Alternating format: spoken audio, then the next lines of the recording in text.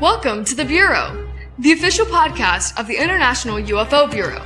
Founded in 1957 and reimagined for today, we're fusing decades of discovery with next-gen tech to uncover the truth about unidentified anomalous phenomena.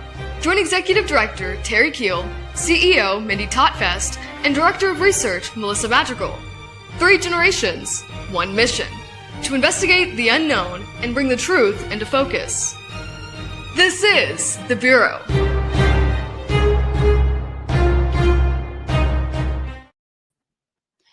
Hello, everyone, and welcome to the Bureau. This is where 3 generations of women come together to discuss unidentified anomalous phenomena, I guess the new acronym. And today we have a great show lined up, a great guest, Dr. Gregory Rogers, who is one of our very good friends. And of course, whenever we first started booking people, he was first on the list. He's kind of the superstar right now. I mean, Terry, you know what all he's been on. Oh my goodness, yes. And it's overwhelming. He just picked up the phone to call one person and it just literally domino affected, to like, I think he's at 25 different shows he's been on, and he has about that many more in front of him. And of course, tonight we're very happy to have him with us. He is one of the board of directors with the International UFO Bureau, and so we're very proud to bring him on tonight. He's also a whistleblower, and just a little bit about him. Dr. Rogers is a retired U.S. Army flight surgeon for NASA and former Chief of Aerospace Medicine, whose career has spanned both military services and civilian leadership, actually, in the Department of Defense. So he has supported manned and unmanned space launches at Cape Canaveral, and he's trained in NASA's flight surgeon certification programs and authorized official DoD medical guidance for space shuttle landing contingencies. In recent years, he has spoken internationally on aerospace safety and unidentified aerial anomalous phenomenon, UAP, and bringing decades of medical and operational expertise to the UFO conversation. So he resides in Oklahoma right there by Mindy, and I'm so pleased that he's there by you, nice and close.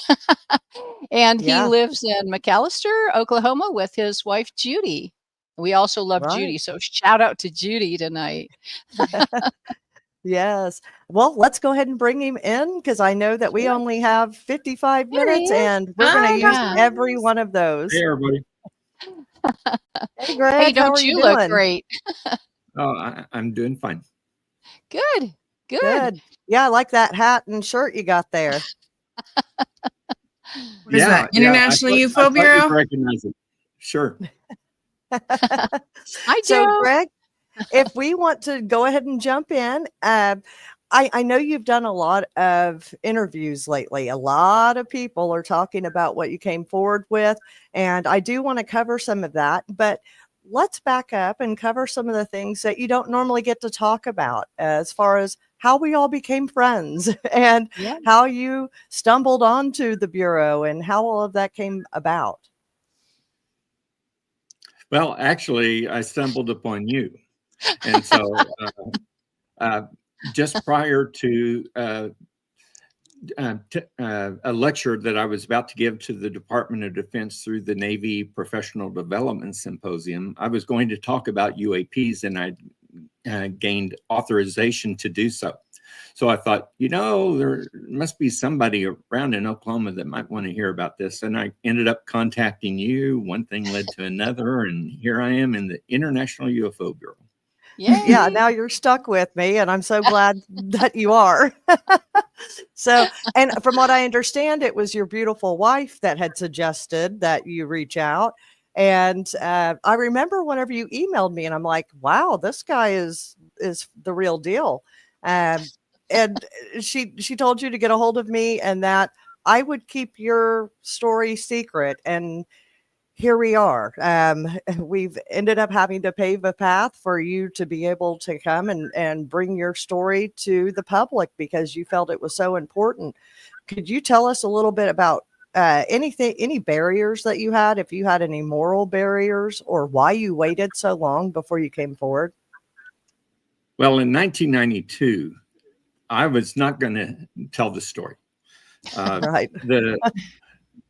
In the U.S. Air Force in 1992, you don't bring up the topic of flying saucers if you want to continue with the Department of Defense. That's a good way to receive notice that you're not necessarily so welcome. So I kept quiet for all those years.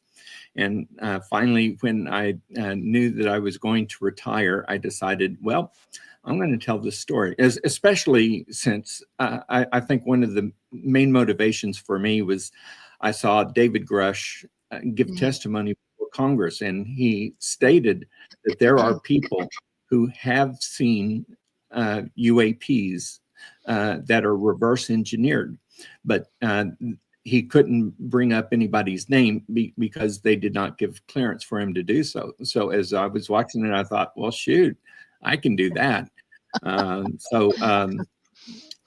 When I retired at the end of April, in May, I started telling my story, and the rest is history. Right. Well, and can you kind of explain to the audience what exactly men like yourself put on the line to be able to come forward and share these kind of insights? Because I've seen some things in the comments and people are like, well, he could have told us way back then. So if you could give just some context of what exactly you guys are putting on the line by coming forward.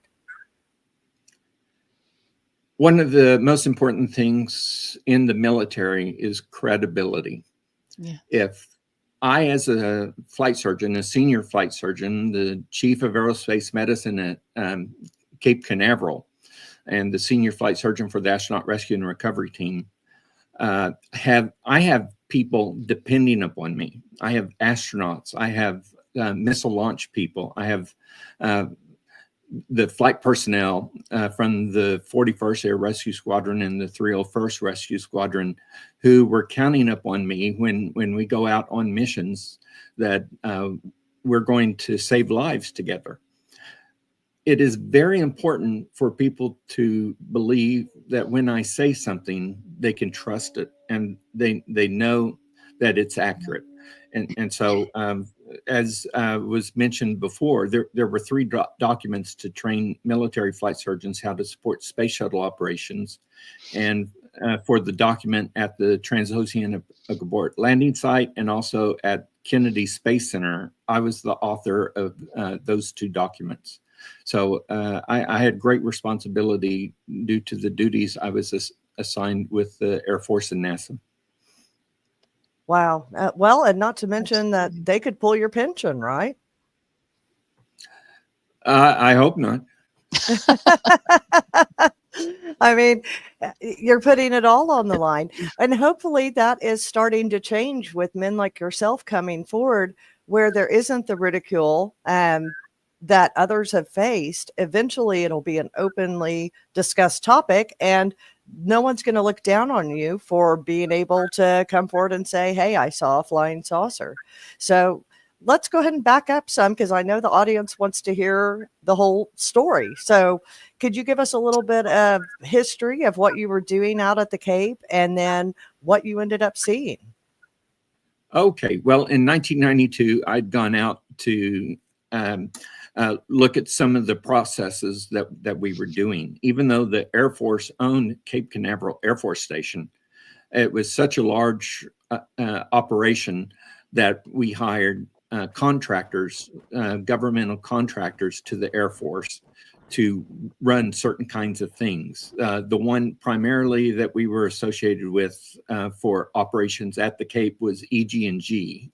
Now then, military people or people with knowledge of the Department of Defense will recognize EG&G as a major contractor. Well, I was going to go out to 3 buildings that day and see what new kind of processes had been implemented. And so I had an escort from EG&G who took me to the first one, then took me to the second one, then took me to the third one. And so the third one was the last one we were going to do. So we'd gone into a clean room, meaning that everything had to be extremely clean. You couldn't bring dirt in. We had a hairnet so our hair wouldn't come off. We had on gloves. We had on a lab coat and non-electrostatic booties so that we wouldn't produce static electricity and harm any of the satellite telemetry equipment that was in that hangar. Well, when I got through, I was a little bit slower than the EG&G escort, and he just said, "Okay, Doc, bye," and boom, he was out of there. So I was still taking off all my stuff. So I was probably about a minute behind him. Well, as I came out through these double doors, there was a major who was standing there, and he was in his blue Air Force uniform, and from his details, I could tell that he was a missile launch person. Well, he came up to me and said, "I've got something even you had never seen. I got to show it to you." And I said, "Well, okay." Now, then the reason I think he said that was because most people on the Cape are compartmentalized, so that if you work in these two buildings, you can get clearance for those two buildings, but you can't go to other buildings. Well, because I was working so widespread over the Cape, I could go to about 80% of the buildings on the Cape with the security clearances that I had. So he said this, and I didn't know what he's talking about, but he seemed like a nice enough guy, and so he took me into this office.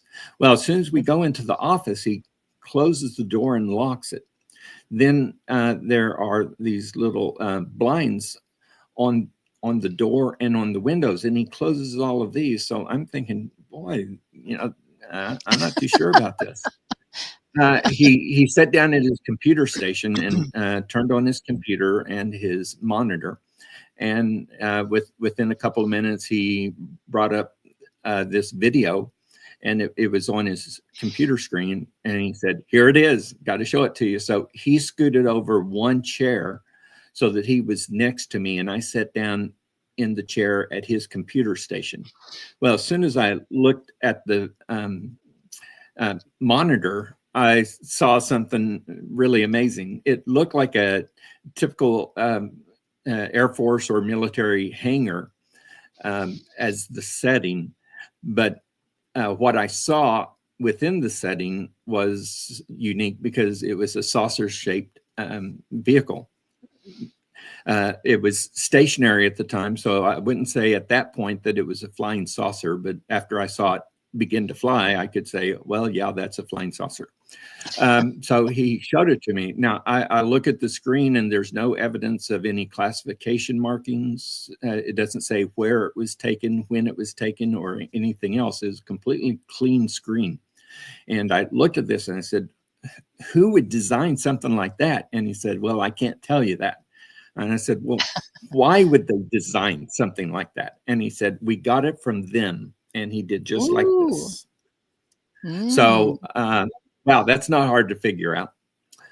In fact, I have a book that's coming out next month, and it's going to be called "We Got It From Them," because we got it from them. It's hard to beat that as a catchphrase.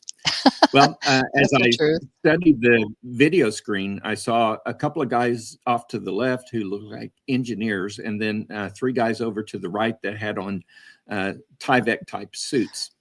Well, just shortly after the video started, this sound went off, and so it told everybody, clear out, we're about to start testing. So I'm looking at this thing. It's about 20 feet wide. It was pearly white. There were no seams, rivets, doors, windows, or anything else on the vehicle.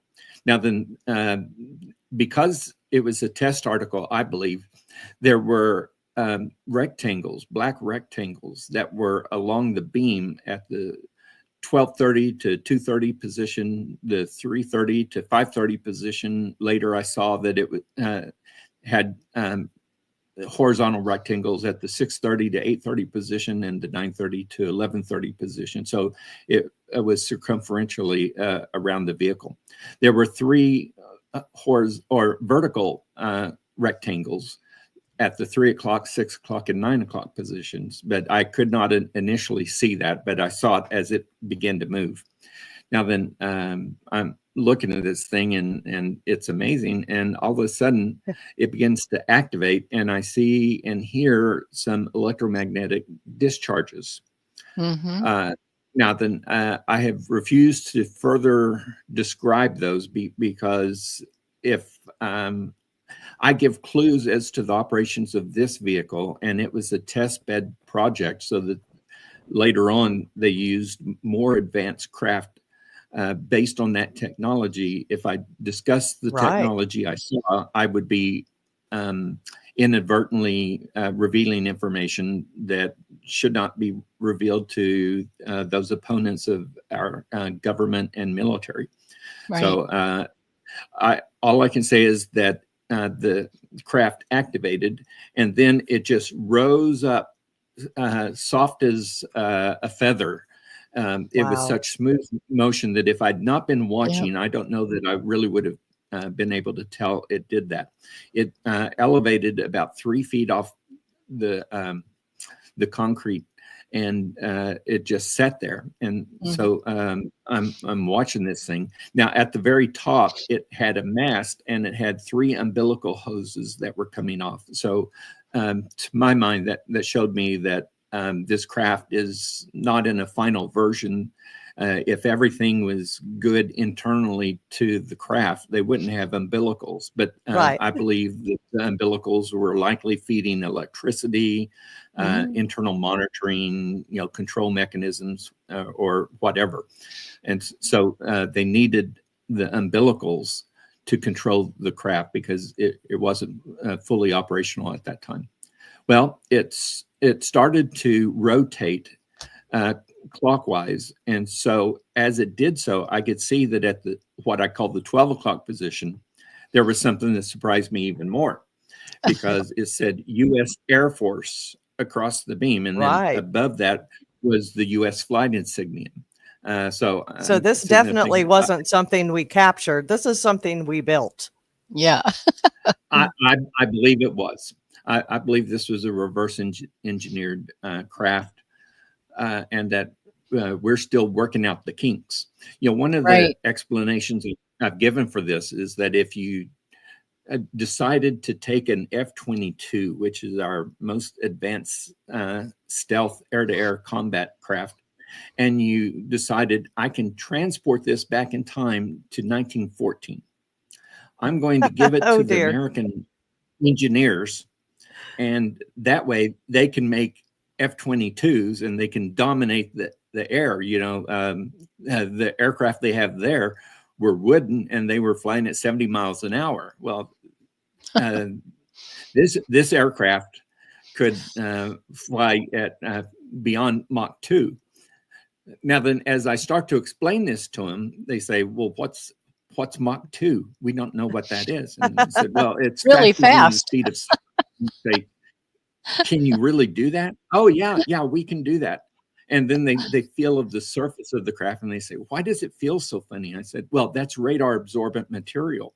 That keeps the radar cross section down when it's trying to penetrate into enemy territory. And they say, well, what's a radar?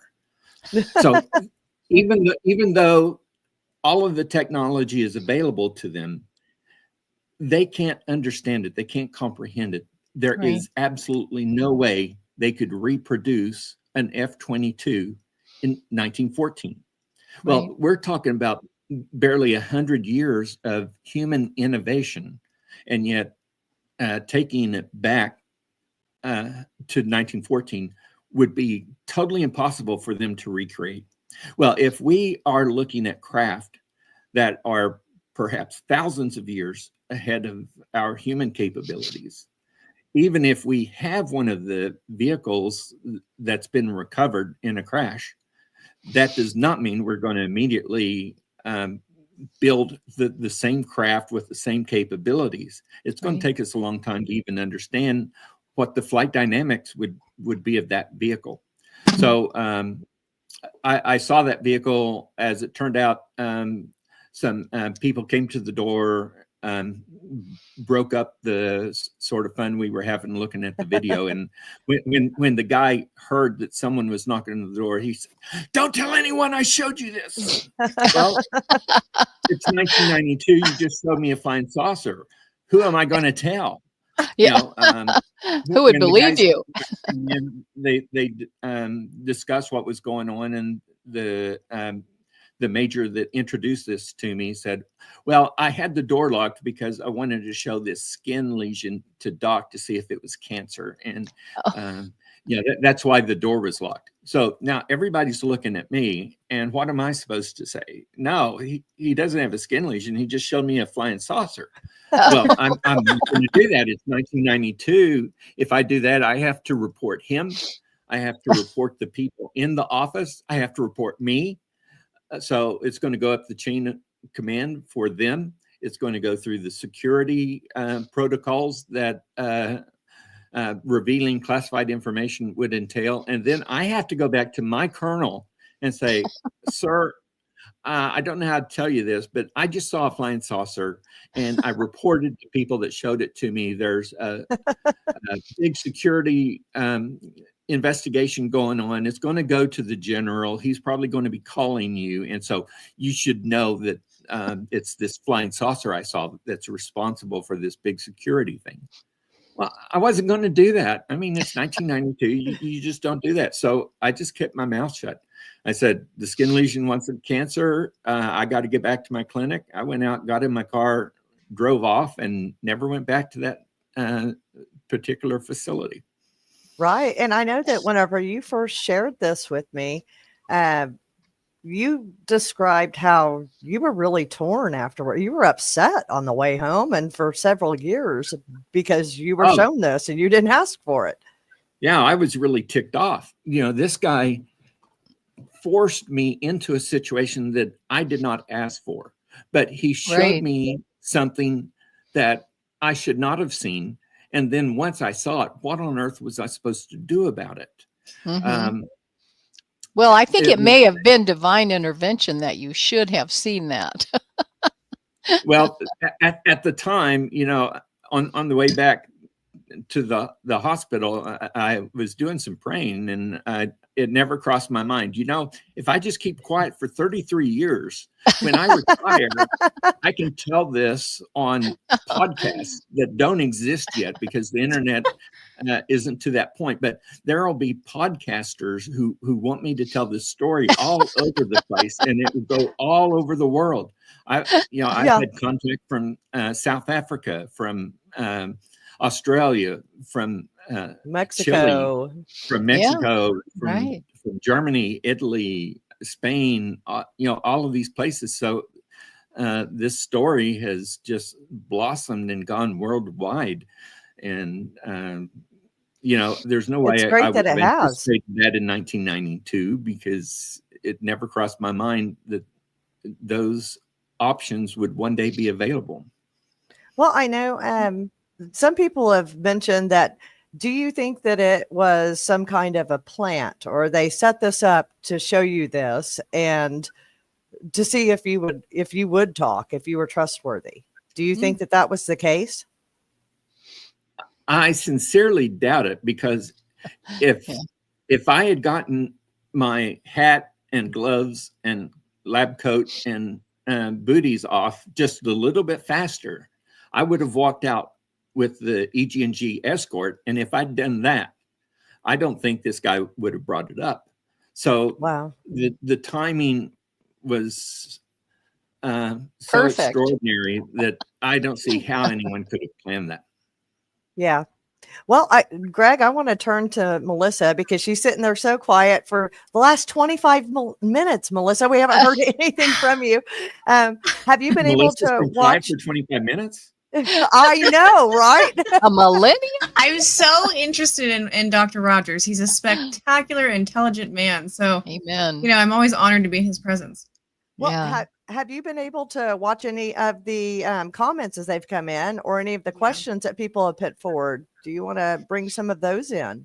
Yeah, it's a 50-50. A lot of people are really excited to have somebody with his background coming forward and speaking for basically all of us, especially his last video, a call to action for everybody. And then we have the other ones that, will always question everything that anybody has to say. So I, off the top of my head, I can't think of anyone. I should have probably brought some examples. But it's just a lot of here's one here. EG&G, was that where Bob Lazar did some research? Do you know that, Greg? I do not believe that EG&G was operating at the location that he described where he was working, but EG&G has been responsible for a bunch of stuff. Okay. Good to know. One person asked, Tic Tac could be the technology connected to this craft as well. What's your impression on that? Considering the length of time between what I saw and when the video was filmed by Commander Fravor and the F-18 pilots, that was a dozen years. The technology that I saw, I believe, was a test bed, so they planned to do more with it. It is conceivable that it could have been, because what I saw was pearly white. It had circular edges if you just extended the circle and put a fuselage in between, it really could have looked like the Tic Tac. But now then, one of the things that causes me trouble is that I saw the unusual craft inside a hangar. Now, it did not fly faster than the speed of sound because it couldn't get out of the hangar. So yeah, there you go. I cannot speak to what its capabilities would have been if it had been out on the flight line and they were actually trying to fly this thing. So I don't know that it could do that.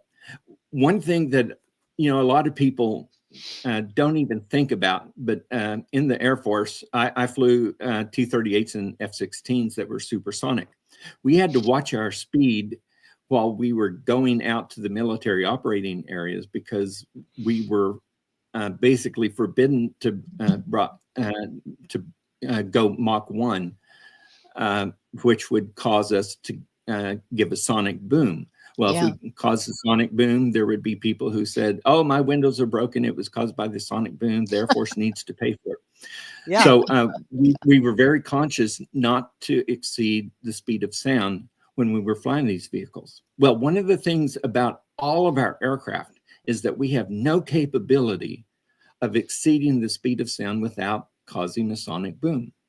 The space shuttle did it. The missiles that we launch will break Mach as you watch SpaceX launch. They will talk about when they have gone supersonic.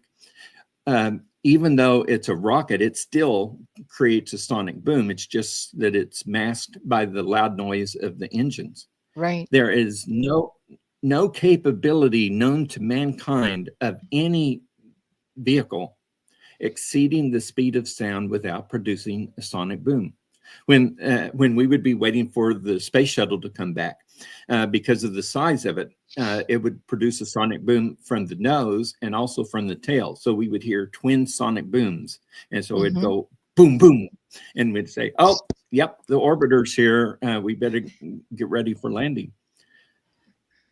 We have no capability to exceed Mach without producing a sonic boom. So these vehicles, when they do that, that is beyond the physics as we know it.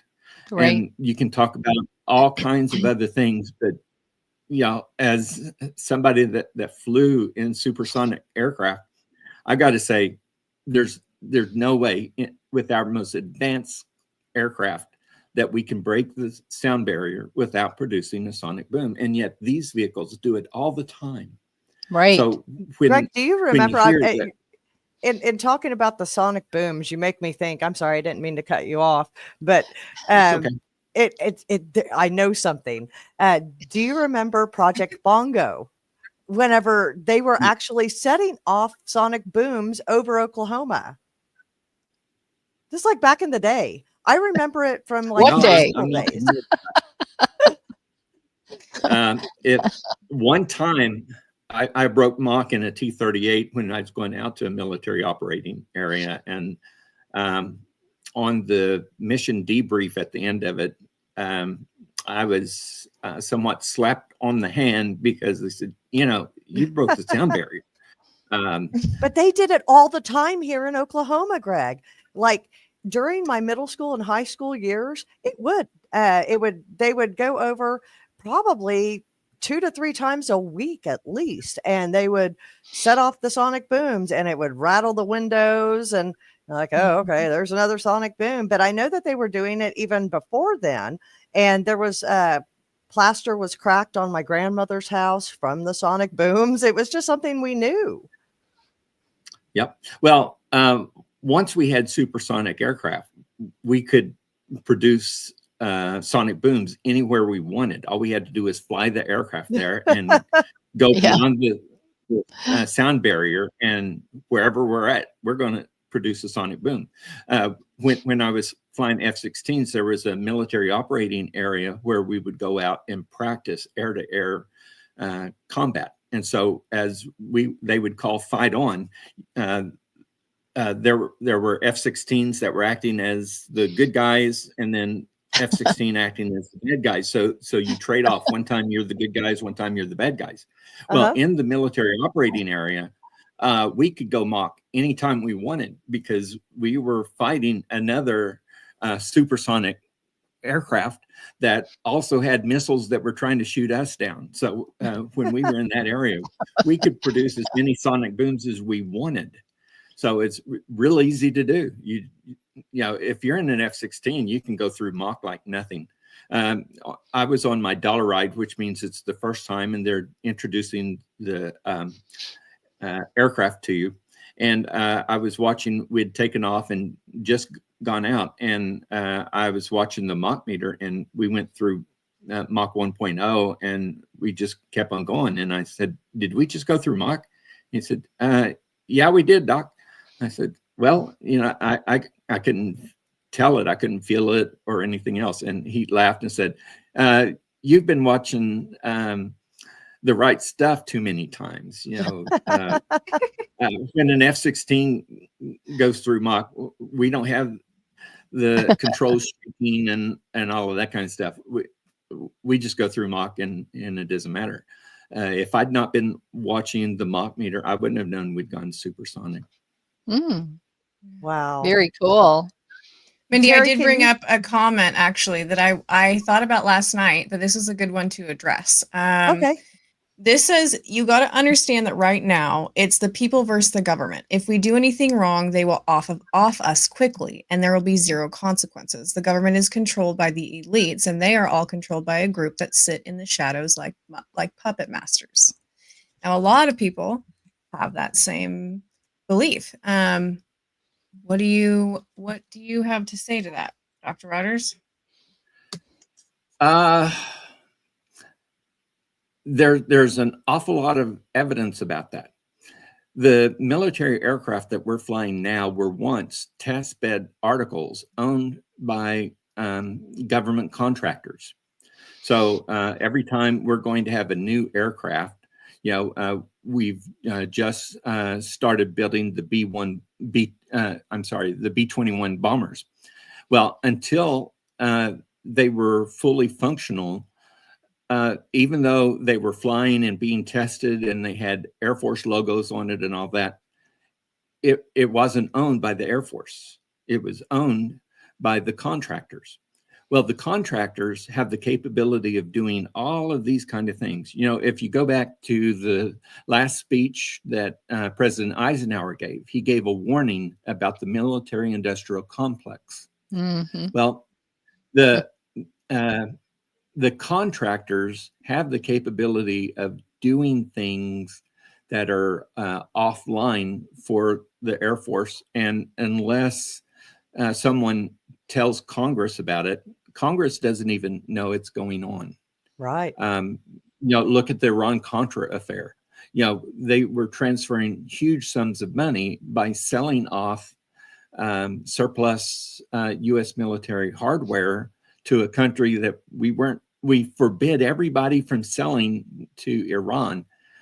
And then we sold to Iran to make some money that no one could account for. Once we had the money that no one could account for, we could do whatever we wanted with it. And so that's what happened in the Iran-Contra affair. They were selling material to gain money and then using the money without authorization from any of the congressional oversight, and a lot of times without telling the leadership within the Pentagon that they were doing it. So it's kind of a money laundering scheme. Yeah. Sounds like it. Yeah, that's exactly what it was. But that's not new. That has been going on since the First World War, and probably even before that. Probably. It makes me think of Independence Day when he's like, you don't think they really spent $45,000 on a toilet seat? Yeah, no, they didn't. Well, yeah. Actually, I can speak to that. NASA did spend a lot of money on a toilet, but the reason was it's not $45,000. This toilet's going in space. Yeah, true. You don't want to get sucked out of it. Yeah. Well, you also don't want to spend 17 days in space if you're pooping in a sack and all the odors are coming out. Right. There were problems sometimes with the toilets. And of course, NASA didn't want us telling anyone, but some of the incidents weren't exactly favorable for the astronauts. But those are the kind of things that, NASA doesn't want us telling about. Yeah. Well, yeah. Here's something. Actually, I'm highlighting the wrong one. There was from Bino from Oz. Hi, Bino, by the way. Hi. Thank you for joining us again. He said, if it is in fact ours, why don't they show the media one? They don't have to divulge any tech secrets. Just say, yeah, we made it and leave it at that. What's your thoughts on that, Greg? As soon as we reveal it, we're going to give away details of our technology that most likely no one else in the world is going to be able to match. We just got through bombing Iran with B-2 bombers, and the heavy penetrator bombs that took out the Fordo facility in a fashion that no one else in the world could do. Right. It's very true. While we have capabilities that no one else can match, you have to be careful bringing out the information. The F-117 had been flying for several years before they finally acknowledged that we had a stealth fighter. And the reason was because we had a stealth fighter and no one else on the planet did. So, sometimes you really don't want to say a whole lot about superior capabilities when we develop it. Right. Yeah. We are the superpower, and that's why. Yeah. So, Terry, do you want to turn towards asking Greg about some of the Bureau questions we had? Well, I didn't have too many of them with me. I had a little bit of a problem with my computer earlier, but I would like to ask him if he had any personal experiences that he would share with us. Well, concerning what? Well, I've got UFOs, lots of stories, but UFOs, UAP, have you ever had anything that has actually changed your mind about things and, validated it for you personally? Because I do think that it takes that, for people. Well, first of all, I sit there and watch the video for a flying saucer. So that gave me a clue that we had flying saucers. But one of the other things was that I have talked to pilots and astronauts, in all kinds of settings. you could have an official setting and the pilots or astronauts will say, no, we've never seen any UAPs or UFOs or any type of craft of that fashion. Then you go out to dinner that night, they have a couple of brewskis, and by about the third one, they say, well, let me tell you what happened on this previous mission I was on. And then all of a sudden you hear the stories, and then they go back the next day and somebody asks the questions in an official setting, and they say, no, we've never had anything like that. Well, Yeah. that's not what you told me last night, but they're not going to say it in front of a television camera. Right. Okay. Did you ever get pushback from colleagues or higher ups who have warned you against speaking about all of this publicly? Yeah. No, because I didn't tell anyone I was going to.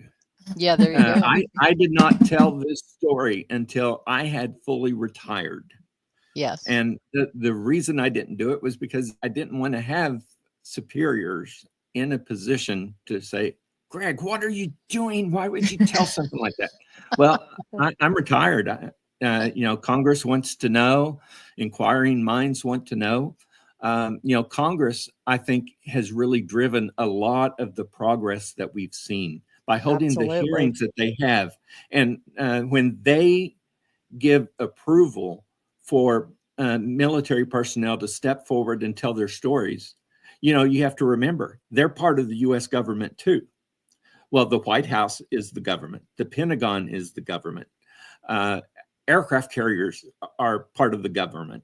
Air Force bases are part of the government. The Congress is part of the government, the Senate and the House of Representatives. The Supreme Court is part of the government. Well, I took an oath of allegiance to the Constitution of the United States to preserve and protect it. Right. Well, guess what? Congress was created within the Constitution of the United States. So they are an official government agency. And if they ask a question of me as a former military officer, they are still the government. So I would have to answer, unless it was something that I very specifically was told or discussed in a setting that I just could not bring forward. But Congress is the government. So, they ask for military veterans to tell their story. So the government has spoken and they want these stories told. So I'll do it. Mm-hmm. Bill was saying, but this is all driven by unacknowledged SAPs, need to know, and also the need for extremely high classification to even enter a SCIF to view any pertinent info related to Black programs. Well, that's entirely true. But I was not supposed to be shown that video. Right. I should not have seen that video. But, things like that go on all the time. I was once aboard the USS Montpelier, which was a nuclear attack submarine that was going out for sea trials. I actually got to drive it around for more than an hour. I tell people, that was one thing. You beat Mark D'Antonio's story, and we'll be having him on next week. Well, that was a $1.7 billion vehicle. Wow. That is more expensive than what I drive these days. But, just a little. While I was on the sub, I was sitting there. It was unexpected. So I was just called as the flight surgeon of the day. Go out on the submarine. We've got somebody hurt. So off I go. Well, I was in my NASA flight suit with space shuttle stuff all over. And so as they were showing me around the submarine, they said, we're really not supposed to take you into the sonar room because it's so classified. But since you work with the space shuttle, let's show you what we got. And so my they gosh. took me in there and showed me this stuff. Well, they weren't supposed to do that. But there's a tendency to do that in all kinds of areas. Now, then you're not going, if you show me the launch codes for ICBMs, I'm not going to tell anybody about that because that's just flat out dangerous. But right. A lot of times when people know that you have one degree of classification and they say, well, here's this other thing I might not really be supposed to show you, but let me show you anyway. And so they took me into the sonar room and showed me all the stuff they could do while I was there. This was in 92 or 93. And Wow. I asked about the Hunt for Red October because it had only been out for a few years. And Right. I said, can you really do that stuff? And so one of the sonar men said, oh, let me tell you what we can do. And the officer that was showing me around said, no, that's just a work of fiction. So we can't comment on that. So I thought, uh-oh. Stirred the pot. I'm not going to press that forward. But I kept talking to him for a few minutes, and the officer of the deck had to go do something else for just a couple of minutes. And one of the sonar operators said, I'll tell you what, Doc, if we underlined the elements that are classified in that book, that would be a classified document. And I said, Oh my okay. goodness. And then the officer came back and the guy said, well, that wasn't really realistic. I said, oh, okay. It wasn't realistic, Of but I knew course. what it just told me. So with the officer available, no, he wasn't going to tell me what he told me when the officer wasn't there. So those kind of things happen in the military all the time. And I it's bet. not really supposed to happen, but it does. We're human Sure. beings. Sure. Well, Now and we're you've still. Go ahead. Go ahead. Well, I was just going to say you've written a book, and I wanted to talk about that a little bit. You want to share Okay. insights about that book? You're talking about We Got It From Them? Yes. Okay. I've written more than one book, so I was wanting to make sure which one you were talking about. Let's talk about them all. Yeah, we'll talk about them all because you're in the middle of doing two at once right now, which is amazing. Well, how much time have we got? We got about 10 minutes. So Ooh. Okay, I'll make this real quick. I wrote Impact back in 1995. Right. And it was published in 95. And I did that because NASA refused to send repair kits up on the space shuttle with our crews. And so I said, this is a terrible thing. And so the crux of my story was that an orbiter gets damaged while in space, and without a repair kit, we had to launch an unmanned vehicle with the repair kit so they could make the repairs to come home. Well, no one from NASA took it seriously. And 8 years later, we lost the Columbia due to thermal protection damage and having no repair kit. They had probably an 18-inch hole in the leading edge of the reinforced carbon on the left wing. And if they'd had just another folded piece of reinforced carbon they could have put in place, we wouldn't have lost the orbiter and we wouldn't have lost the crew. Now, then the book I've just written, We Got It From Them. Guess what? It's about the flying saucer event I just described.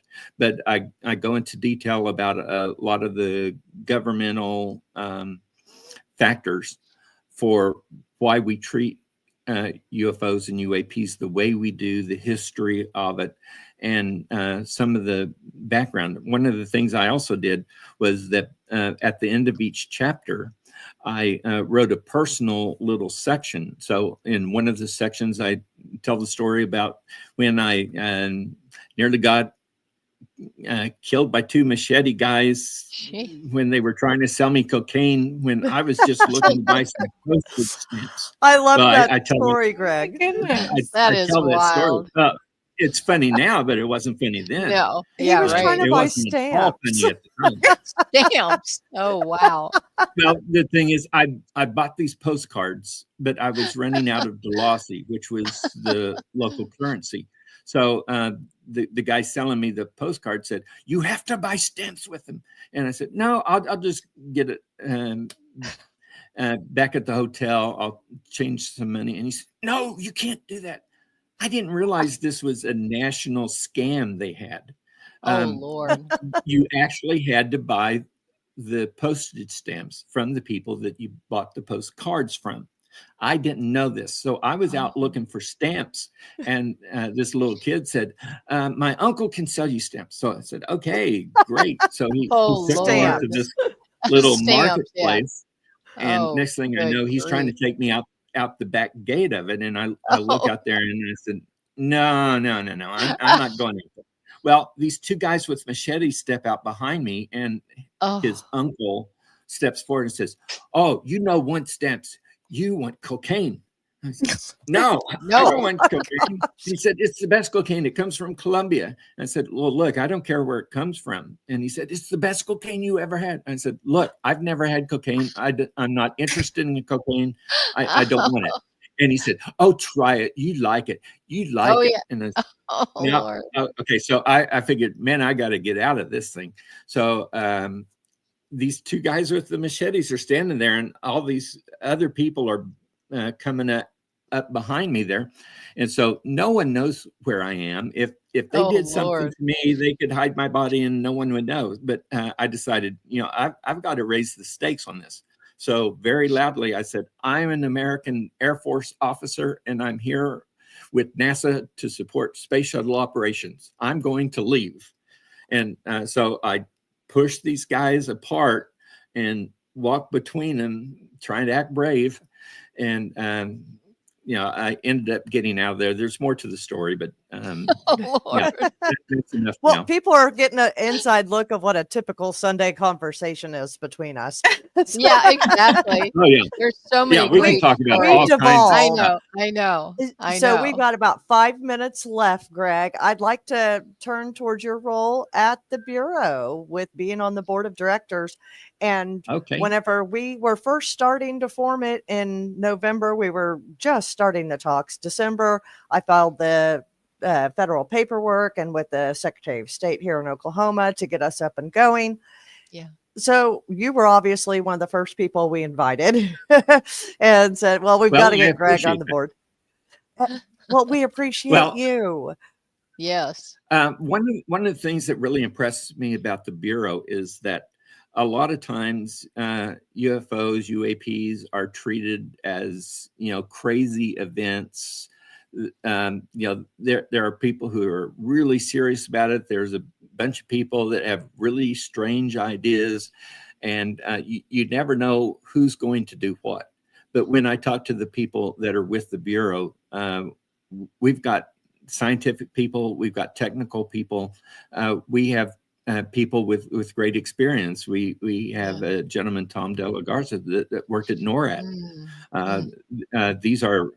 These are serious people, and they're Great guy. approaching the UAP area from a standpoint of professionalism that I just didn't see in some of the other groups, which is why I'm here with the International UFO Bureau.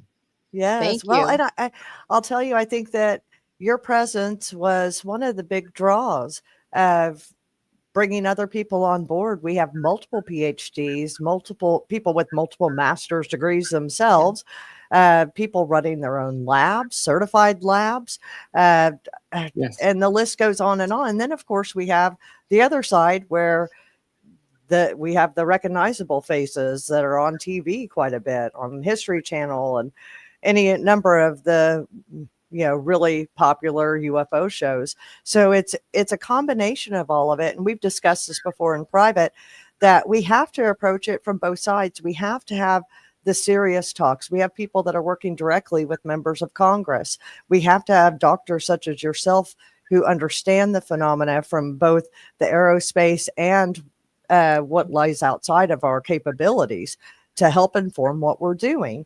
Then we have to have the tech people that understand how to put all of this into a database. So it's all coming together. So with that in mind, what do you think as civilian organizations such as the Bureau, what is going to be our role in the future working with Congress and bringing this information out to the public? The role of civilian agencies like the Bureau is significant. One of the reasons is because while I was on active duty, I was not going to talk about this. So I did not step forward. There are people that are in the situation where they are still in classified settings that they legitimately cannot step forward without risking their careers and their families and all of that. So by having personnel like me and others that are in the Bureau, we can try to move forward in ways to gain information, because I've got experience with a lot of different things. We have other people that have their own personal experiences for years of professional development. So when we are told of some event, we not only have the ability to assess it, but we can assess it as to is that really true? On one of the shows I was on, somebody did a very good interview, but afterwards they said, "What do you think about this?" And they sent me this information, and as soon as I read it, I sent back, that is not credible. That is not the way things work. Right. It was supposed to be a classified document, and it just did not have the hallmarks I would expect of a document that had that level of security. So there were things that I knew should be there, and as soon as I looked and didn't see them, I could just say, "No, that's not a real document." I You know guys what they are look so like, and that's not valuable. it. Yes. Well, Greg, I'm going to have to throw my shoe at you like you always tell me to do, because we're a minute over, and I know Bill's probably like, we've got to end this, but we will have you back, Greg, obviously. I wanted to pose not a problem. I'm around. Thank you, Just ask Greg. Judy. I wanted to ask the audience in the comments, let us know, what do you think separates credible testimony from speculation when it comes to UAP and secret programs? So let us know down in the comments. We'll discuss it next time. And we'll have Mark D'Antonio joining us from SkyTour live stream. Mark's great. I love him. He sure is. Yes. Yes. So as always, thank you guys for joining us on the Bureau. Visit internationalufobureau.com and follow us on social media to stay connected. Until next time, stay curious, stay courageous, and never stop demanding the truth. Thank you for joining us today on The Bureau. For exclusive content, follow the International UFO Bureau on Instagram, TikTok, and Facebook. From yesterday's sightings to tomorrow's revelations, be sure to tune in next time right here only on KGRA, Sundays at 7 p.m. Eastern.